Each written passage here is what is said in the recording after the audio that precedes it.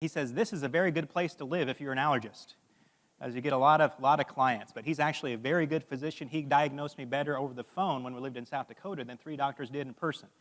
And so if you need an allergist, Dr. Eddie Shields. He's my brother-in-law, and he's a member over at PV. All right, Luke chapter 16. Brother Ken Rowe had taught the beginning portion of this a few weeks back, and I appreciate you doing that. And thank you. And we'll go ahead and read that first part just for context, then we'll get started into the next section there. And what we're going to be covering textually this morning is actually a very short section, but we'll probably be spending a while on it. I'm going to try and get done with that middle part of chapter 16 this week.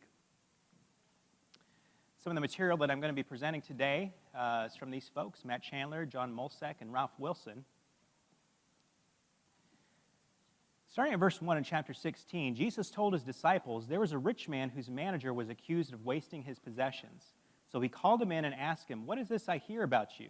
Give an account of your management because you cannot be a manager any longer. Thanks, Fred. Now, if you remember going back to chapter 15, the crowd that was listening to Jesus, it had not just tax collectors and sinners in it, but it had Pharisees and teachers of the law. So you've still got this crowd that's around him. This is a continuing narrative here. And if you remember back to chapter 11, which kind of marks a pivot point where it's from that time on, the Pharisees, the rulers of the law, are actively trying to trap and pursue Jesus in order to entangle him. So Jesus is telling this story in this context. And goes on to say, the manager said to himself, what shall I do now?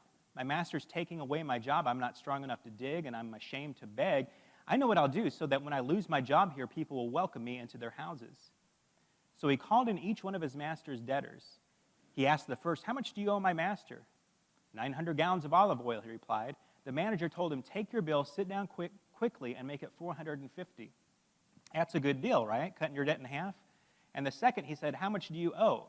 1,000 bushels of wheat, he replied. He told him, take your bill and make it 800.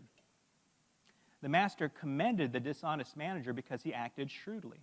For the people of this world are more shrewd in dealing with their own kind than are the people of the light. I tell you, use worldly wealth to gain friends for yourself, so that when it is gone, you'll be welcomed into eternal dwellings. Whoever can be trusted with very little can also be trusted with much. And whoever is dishonest with very little will also be dishonest with much. If you have not been trustworthy in handling worldly wealth, who will trust you with true riches? And if you have not been trustworthy with someone else's property, who will give you property of your own? Since the beginning of recorded history, mankind has always been trying to explain things. And this falls into 2 categories that I want to look at this morning. You have philosophers, okay, and they answer basically the question, how does life work? And a philosopher would tell you, hey, if you do this, it's wise. If you do this, it's foolish. You've heard of some of the philosophers, Plato, Aristotle, Far Eastern philosopher. If you've eaten in a Chinese restaurant, right, you've gotten that little cookie that has that thing inside. Confucius was an Eastern philosopher. And basically, their function was to say, hey, this is how life works. This was mainly based on observation. Wrote down has some things here just from philosophy about intermingling of good and bad in life. One down at the bottom, just an observation about how we have different amounts of time and money and energy based on our life stage. So you have people whose function it is to observe life and to say this is how life works. You also, especially when we're talking about the Bible and religion, you have prophets. And their function is to say this is what God is like. Sometimes this is said by delivering a message from God. Sometimes it's, hey, this is what pleases God. This is what does not please God. If you want to be pleasing to God, you need to live in this way, or you need to do this or that. We have prophets that were in the Old Testament that were direct messengers from God, okay? And in a way, we serve as a modern-day prophetic function in spreading the word to people, saying that this is what's going to happen, and this is what pleases God, this is what doesn't please God, based on what we see in the Bible. So these 2 questions that mankind has always seemed to struggle with about how life works and what is God like is answered primarily by these 2 groups of people, philosophers and prophets. But Jesus is neither of those things. Jesus comes along on the scene, and what a lot of people in our modern world want to do is they want to look at Jesus and who he was and say he was one of two things. He was either a philosopher, he was a moral teacher, or perhaps he was a prophet, okay? He's either somebody that tells us how life works, which is true, right? Or he's somebody that is delivering a message for God, right? Which is also true. But people want to stick Jesus in one of these two categories, or maybe a little bit of both, and say Jesus was a great philosopher, Jesus was a great man, Jesus was a great teacher, he was a great moral ethicist, Jesus was a prophet, he spoke for God. And you'll see the width of this across either different schools of thought or different religions, okay, that try to pin down who Jesus is or who Jesus was. The three religions that kind of look back and can say Abraham is a key figure in our history is Judaism, okay, Christianity, and Islam. Judaism, Christianity, and Islam. I got the kind of the symbols up here that people would tend to associate with each one.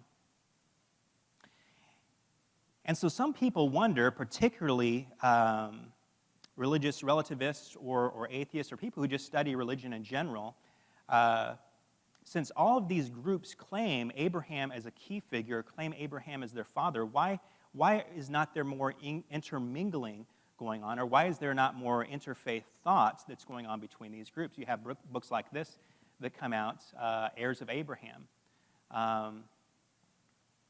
And here's the reason why. Because Jesus, again, he's not just a philosopher, he's not just a prophet, he's in a different category. I want to compare and contrast a little bit here. Some of the major beliefs of Islam, the God of Abraham, we would also say that we worship the God of Abraham, right? Some people would say this is the same God that Jews and Christians accept. Now, the second bullet point here is what I want to focus on as far as this contrasting. Muslims accept many Jewish and Christians as prophets. And according to Islam, Jesus was in one of those categories, right? He was a prophet. Now, let's say he wasn't the greatest prophet, but he was a prophet. He was somebody that was showing the will of God. Now, the problem, if you look at the teachings of Jesus, they don't lend him to be either a philosopher or a prophet because of some of the claims that Jesus made. Jesus makes some crazy claims in the New Testament. He says before the Jews, he said before Abraham was, and again, everything's based on we are children of Abraham to the Jews at this time. Jesus says, hey, before Abraham was, I am. Jesus is saying before Abraham existed, I was, and he's putting himself on equal footing with God. Muhammad comes and he says, let me tell you some things about God. But Jesus comes and says, hey, I've been sending you prophets for thousands of years and you keep killing them. That's different, right? Or the Jews, they would look at, hey, the Lion of David, this is going to be paramount in their theology, and also it would work into their political thought at the time of Jesus. The Lion of David, descendant of David. And yet Jesus says, yeah, I know David. He called me Lord. So that's different, right? So you've got somebody, if he's just going to be a philosopher, if he's just going to be a prophet, he's making these claims that don't mesh with him being a good moral person. I go to a couple scriptures here. When people heard Jesus teach, Mark 1:22, it said the people were amazed at his teaching because he taught them as one who had authority, not as the teachers of the law. So when Jesus was here on earth, he taught not like somebody who is describing how God works. He is teaching as somebody who has authored how we understand God works, right? He is speaking not as a teacher, but he is speaking as one with authority, which he can do since he is claimed to be God. So Jesus doesn't fit into either one of these categories that people often try to put him in, of philosopher or prophet simply. There's a book that came out a number of years ago. It's a very small read. I think it's maybe 50 or 60 pages. Maybe some of you read it. It's called More Than a Carpenter. It came out by Josh McDowell. And it's got some logical holes in the book, but one of the things that it presents in the book that's a very good, simple, basic argument as far as the identity of Jesus, Jesus claiming to be God, it's got to be either true or false. Now, if it's true, then he is indeed Lord. This is something a lot of people can't accept. Now, if that's a false statement, if Jesus is insincere in that, he says he's Lord, he knows he's not, he's a liar, right? Or if he says he's Lord and he's not, but he thinks he is, he's crazy. He's a lunatic. So you've got to place Jesus, even from a humanistic standpoint, to one of these three categories. You can't just simply say, Jesus was a good man, he had some good teachings, he was a philosopher, he was a moralist, he was a prophet. You can't do that with Jesus because of his claims. You have to either say he is Lord, or he's crazy, right, or he's a liar. And either way, those two categories on the right, you don't want to be following a person like that, right? So a person has to decide who Jesus is.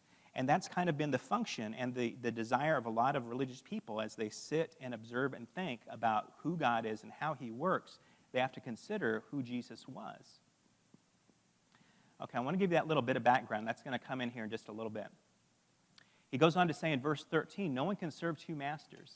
Either you will hate the one and love the other, or you'll be devoted to the one and despise the other. You cannot serve both God and money.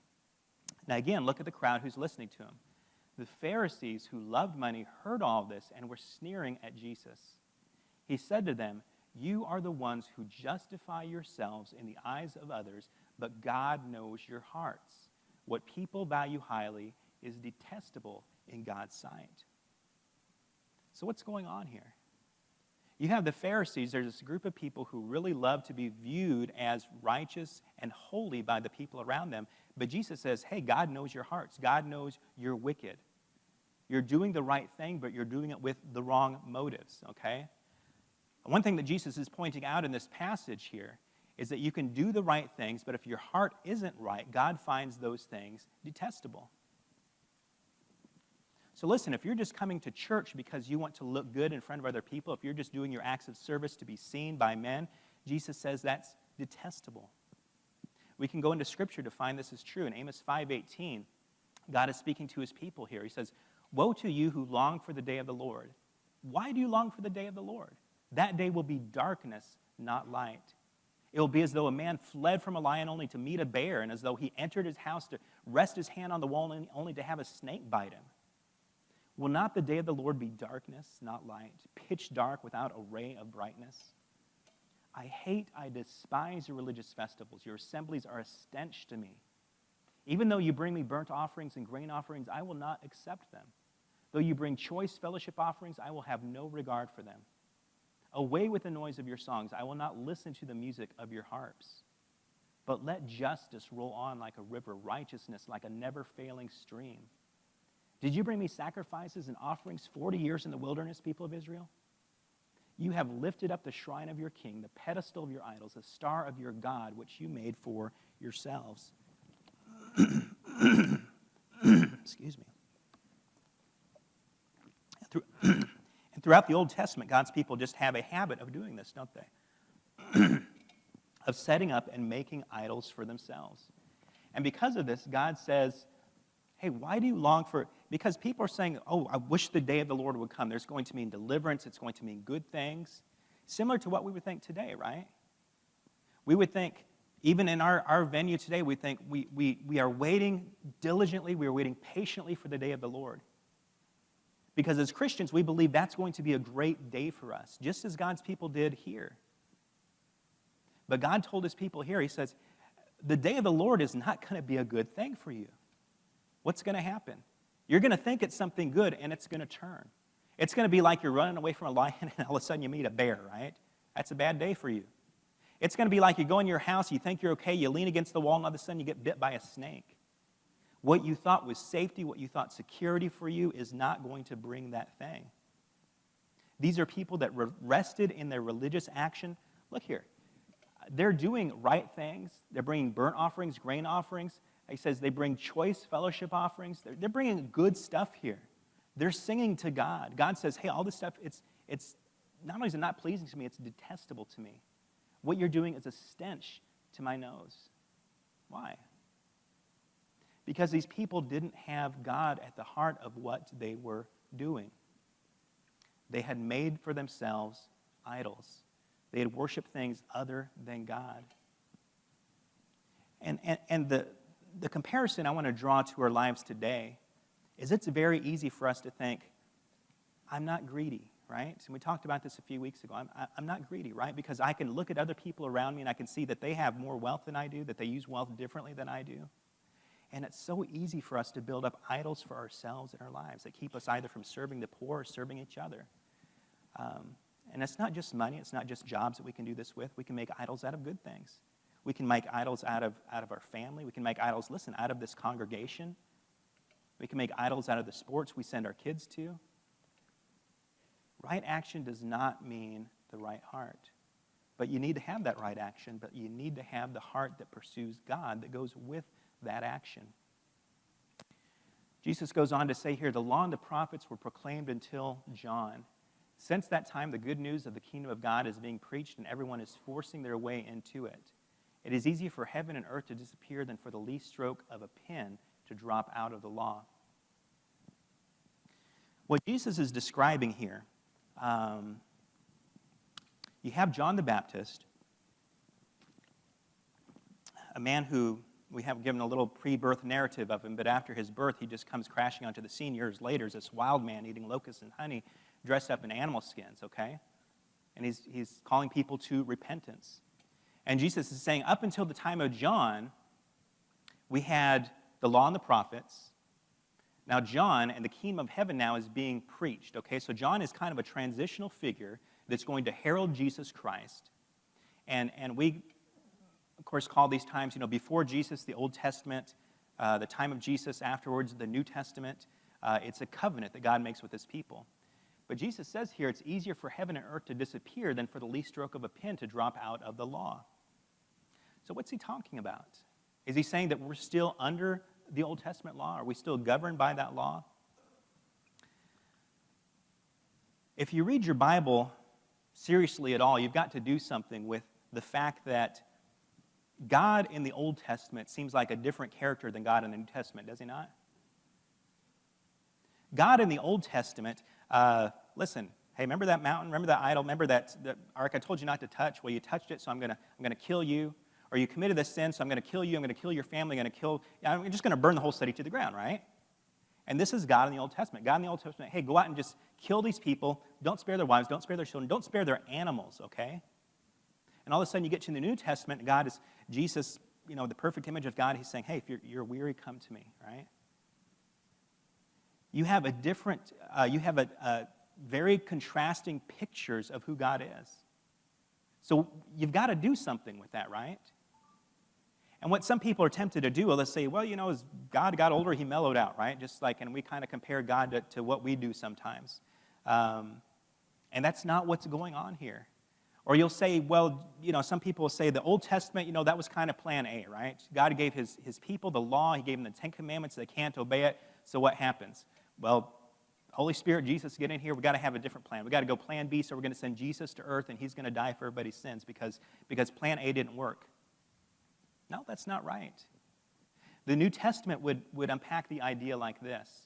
Not that they are plan A and plan B, but rather phase 1 and phase 2, okay?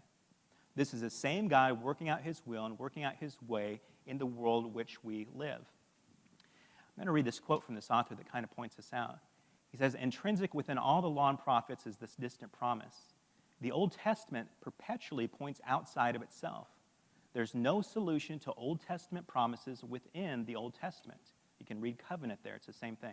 The Old Testament is constantly pointing outside of itself to some type of future fulfillment.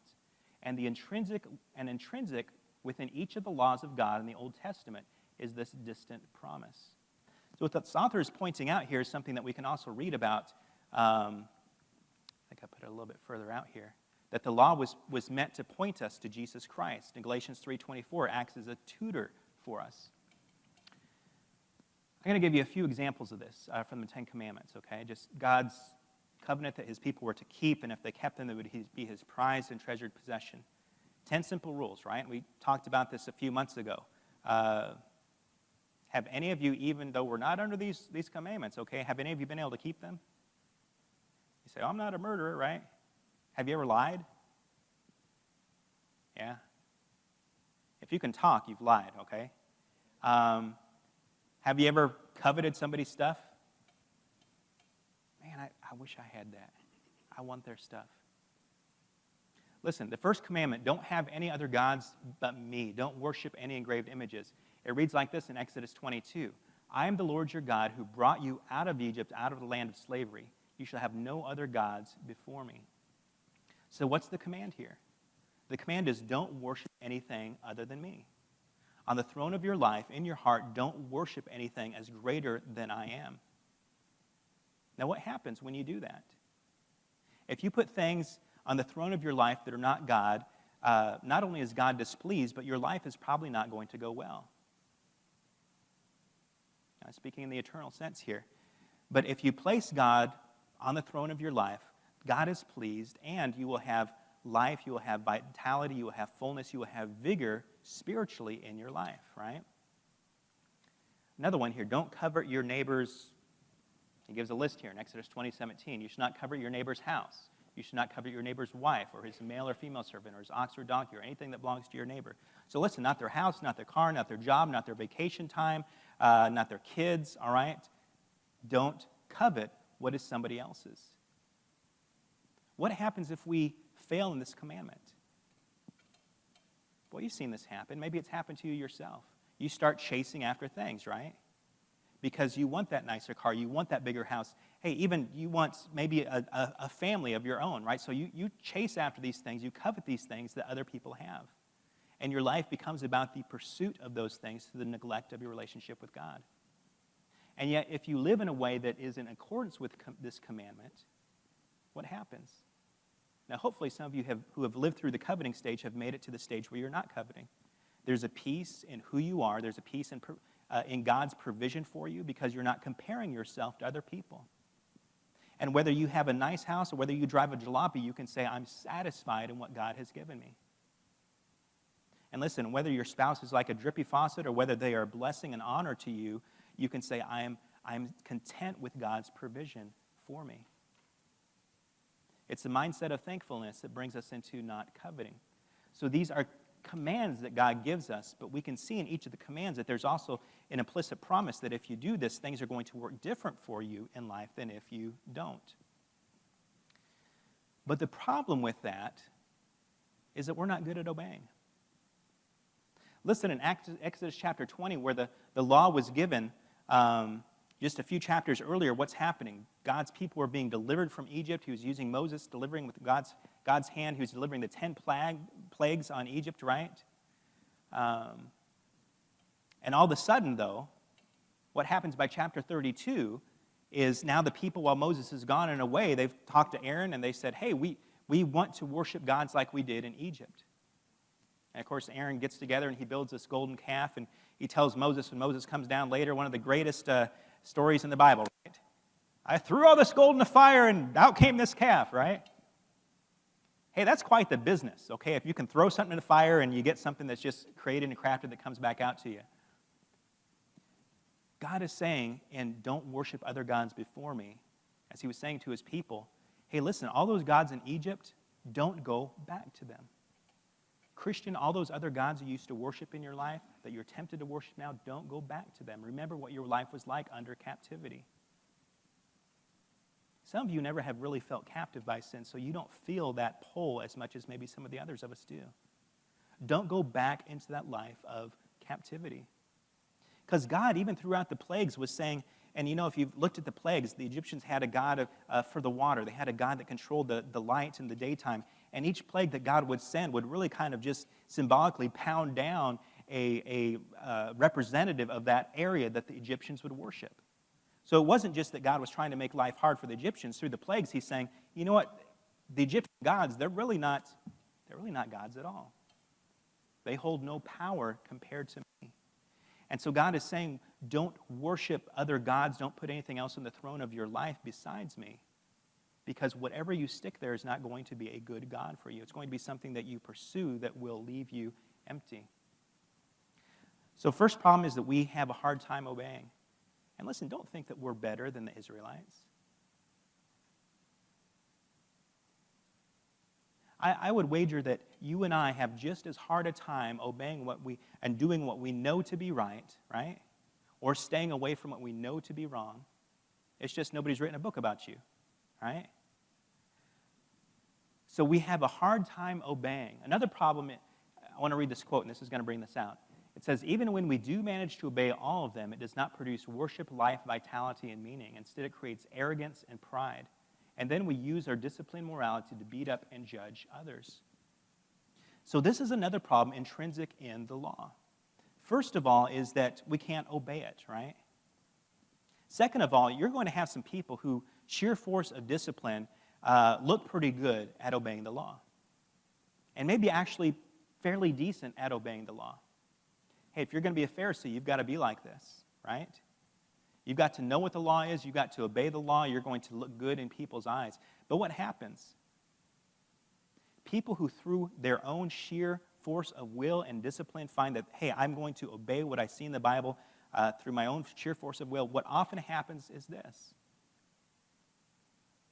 I'm so disciplined in my morality, and I can't believe this jerk over here who can't get it together, right? I can't believe this sinner over here who comes to church week after week who can't get rid of their sin. And so we used our disciplined morality to beat up and judge other people because they don't have the grit that you do, right? And so there's an arrogance that comes up, and this was brought out perfectly in Jesus' time in the mindset of the Pharisees, who said, we're better than the rest. And this is a mindset that's very easy to creep into our Christian mindset as well, because we can obviously look at other groups of people and say, we're better than them, right?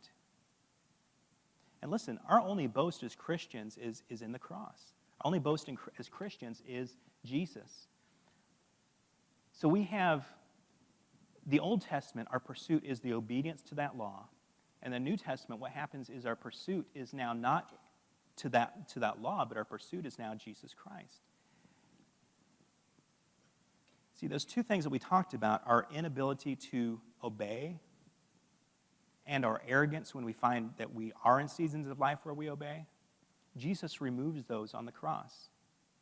Because all of a sudden he says, you know what, grace is going to cover you in areas that you cannot obey, in areas where you fall short, and it's going to take away your arrogance because it's Jesus.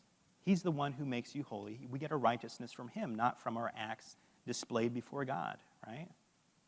Paul says, hey, even the things we do are like filthy rags before God. I want to do something with this verse here from verse 16, and I'll read a similar verse to it in Matthew 11. Matthew 11 reads a little bit differently. And as I was reading verse 16 from Luke, you may have been kind of hearing this voice or this verse in your head as I did when I was studying it. But it says, from the days of John the Baptist until now, the kingdom of heaven has been forcefully advancing, and forceful men lay hold of it.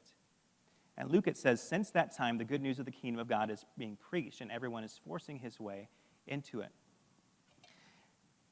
Now, if you open up your Bible, depending what version you have here, it's going to read a little differently. Because in the Greek, what we have here is a present tense of this word forceful, okay? And in a present tense, the middle and passive are going to be expressed the same way. They're going to be spelled the same way. So the problem for translators has been, do we express this as the church is the subject of the forcefulness or the object of the forcefulness, okay? I'm going to take you back to your high school English here just for a minute. If the church is the subject, I'm going to get this wrong. English was never my strong suit, but is the church having forcefulness applied to it, or is the church the thing that is being forceful? And that's the difference between the middle or passive tense of this word. Now, I think it makes more sense to translate this in a middle voice, and I'll tell you why. And the middle voice it's more akin to what we read in Luke 16.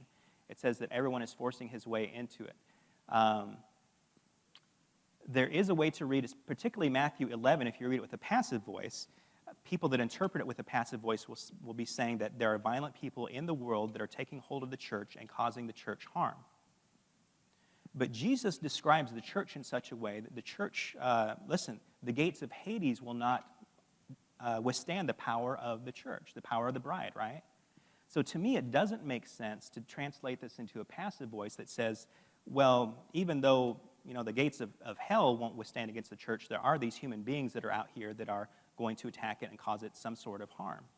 I think it makes more sense for it to be translated in the middle voice that says, the kingdom has been forcefully advancing. Again, these are the same root words in Matthew 11.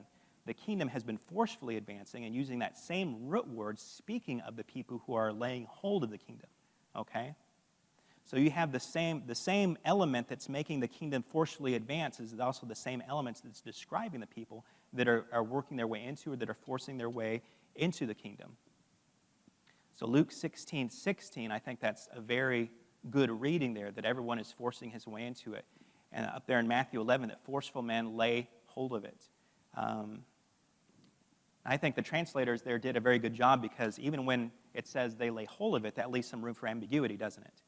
Because if I were to lay hold of you, that could mean something good or something bad, right? So there is a sense of ambiguity that the translators would leave in passages like that. So what does this mean when it's saying that forceful people make their way into the kingdom, or that everyone is forcing their way into it? Because again, we're not into the kingdom by observing the law, right? So what is this force that it's talking about? It's talking about the passionate pursuit, the relentless pursuit of Jesus. In the Old Testament, you had a pursuit of the law. The New Testament changes into pursuit of Jesus. I'm going to show you how this works. Hebrews 12:1-2 says, "Therefore, since we are surrounded by such a great cloud of witnesses, let us throw off everything that hinders and the sin that so easily entangles, and let us run with perseverance the race marked out for us, fixing our eyes on Jesus, the pioneer and perfecter of our faith." So the Hebrew writer tells us what? What should we do? Throw off everything else, fix your eyes on Jesus. There's a single-mindedness, there's a focus, there's a direction that you're going, and that direction is keeping your eyes on Jesus. Listen, when you're running a race, they say you keep your eyes on the end, right? You're playing ball, they say you keep your eyes on the ball, right? That's your goal. That's what you're striving for. That's what you want to make sure that your attention is focused on, right? As a Christian life, that is Jesus, okay? We fix our eyes on him. He's what we pursue. He's what we relentlessly go after. He's going to be that treasure we find in a field. He's going to be that pearl of great price that's of such value, nothing in life matters. We can sell everything else, and that's what we're going to pursue. That's our relentless pursuit of Jesus Christ that's now under the New Testament. But Jesus says here, it's easier for heaven and earth to disappear from the least stroke of a pen to drop out of the law. So even though our pursuit is Jesus, the law doesn't go away. Now, the nature of God's law was describing how he has made the universe to work, right? We looked at those commandments that he gave. We just looked at two of them, the first one and the 10th. Don't put any other gods before me and don't covet. God says, if you don't put any other gods before me, this is how things are going to function, because this is how I made the universe to work. And if you covet, this is what's going to happen to your heart, because this is how I made you. This is how I made the universe to work. So God's laws are a reflection of how he created things. And you know this when you're training a child, right? The age-old illustration, hey, don't touch that stove. It's hot, right? Now, some kids, depending on their nature, they're going to want to go touch that stove anyway, right? But what's it important to do? It's important to train a child so that they listen to your voice before they understand the nature of the burn they're going to get, right? So God is telling us through the law, this is how I created. Listen, I created the stove. It's going to do good things, right? But you're not at a place where you can understand what's going to happen if you touch that stove. So I'm giving you this law because I want to, this is how I made the universe to work. So even our pursuit is Jesus, the law doesn't go away. I want you to listen to this quote here. It says, the law is how God designed things to be.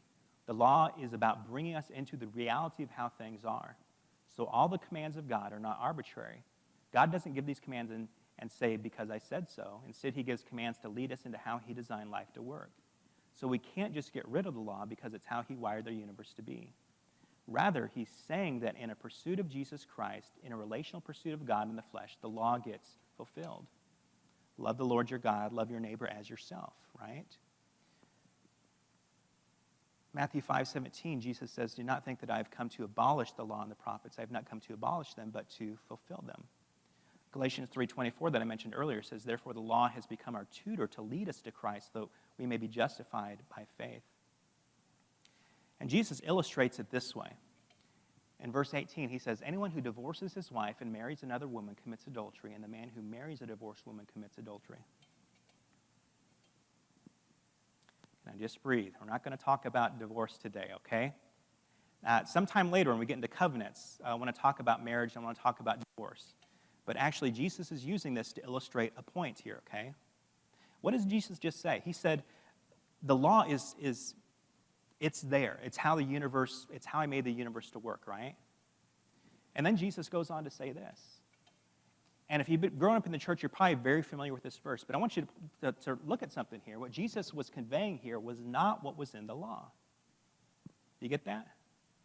Jesus has just said, hey, it's easier for heaven and earth to pass away from them, for the smallest tittle of the law to pass away, the smallest mark. And then Jesus goes on to say this, that was not even part of the law.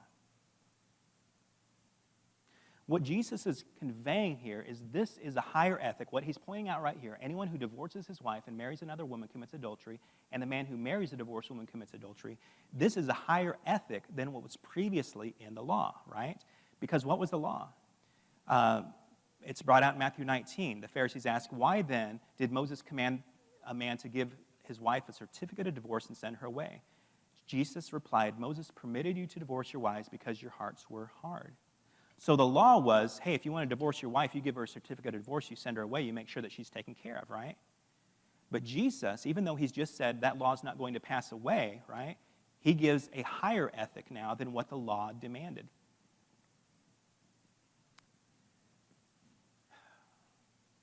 How's it 9:40 already? Okay. Most of you are married. So I'm going to use this illustration of marriage. And those of you that aren't married, hopefully this will be clear to you as well. When you go throughout your courtship, when you go throughout dating, you get married, you're newlywed, hopefully at the time you're newlywed, you think everything's good and fine, right? If you run into problems on your wedding night, okay, that's already probably a bad picture. But there's this period of time, we call it the honeymoon phase, right? Where, everything's fine. Then what happens? What's all this stuff doing in the bathroom, right? Listen, very slowly and surely, you kind of drift out of that honeymoon phase where you view everything as perfect. But say, for example, I'm a single guy, and I'm not, but I'm a single guy. I want to get married. I want to get a wife. He who finds a wife finds a good thing, right? But I realize that I need to find somebody who's going to help me in my pursuit of Jesus. And I need to realize that when I find somebody, it's going to be like this, that I'm going to be, hey, I need to love my wife as Christ also loved the church and gave himself up for her. Is that easy? Listen, if you've been married for any time of all, you're going to get into periods of your life where, hey, you realize this is hard. There are going to be periods of your life where you don't want to talk to each other. There are going to be periods of life where sometimes it goes bad. And I'm not talking about, hey, they do things to irritate you because that's marriage, right? I'm talking about it gets bad where you'd rather stay late at work than go home. I'm talking about it gets bad where you don't want to spend time with your spouse, where you look forward to spending time more with other people, right? But God calls us to do what? To love our wives as Christ also loved the church and gave himself for her. And then when we do that, when we strive to do that, what it points out in ourselves is, man, listen, men, we're failures, aren't we? This is hard to do.